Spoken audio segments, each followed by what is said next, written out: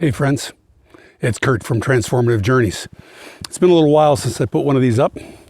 I've been kind of busy. I had about a week and a half ago, actually, it ended, but I had a tour group over here, a couple of guys who I knew already and who I knew how they rode. And we did 10 days and just under 3,000 miles. I think it was like 2,970 miles in 10 days. 10 days, no rest days. They never wanted a rest day. We stayed entirely within California. We rode from the south. We rode Morro Bay. To the north, we rode up on Highway 96 above Happy Camp. To the west, of course, the Pacific.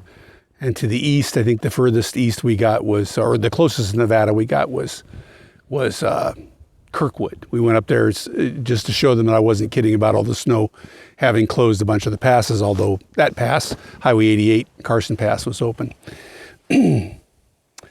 Today, I am out on a road that we didn't get to ride on that tour. It just didn't quite fit in.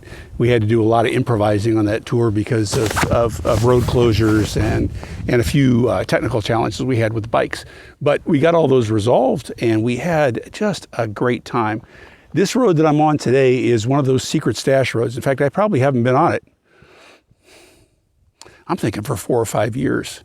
And it's much nicer than it was the last time I was on it. This road's called Leesville-Ladoga, and it's north of Highway 20, and it's on the west side of the Central Valley, or the Sacramento Valley. So to the west of the Sacramento Valley, in the hills to the west, that's where this road can be found. And I'm going to do a pan around so that you can see some of what I can see right now. You can see, right now you can see a hillside behind me, and the road, it curves around the bend, and the road that I came up. But I want to show you some of the other stuff that's behind me. You should be able to see the road way down below me that I've climbed up from, and we're still climbing. It's a wonderful road. Great place to kind of get in touch with what's going on without distractions. I don't think I've seen another motor vehicle moving since I've been on this road.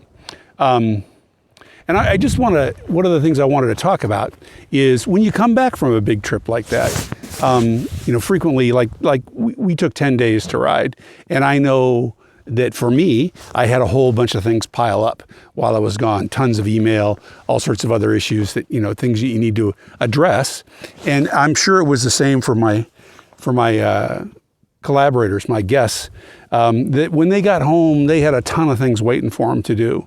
And when that happens, you can just, in a few minutes, it can seem like you never even were gone, that like nothing has changed, because you can get so overwhelmed with just your day-to-day stuff that it feels like you got no benefit from it. So let's talk about how to avoid that experience. So one of the things that really helps is keeping a journal, and keeping a journal while you're on the journey so that you capture the impressions, capture the feelings, capture the stories of the people you meet before you lose them, before they sort of fall out of your head.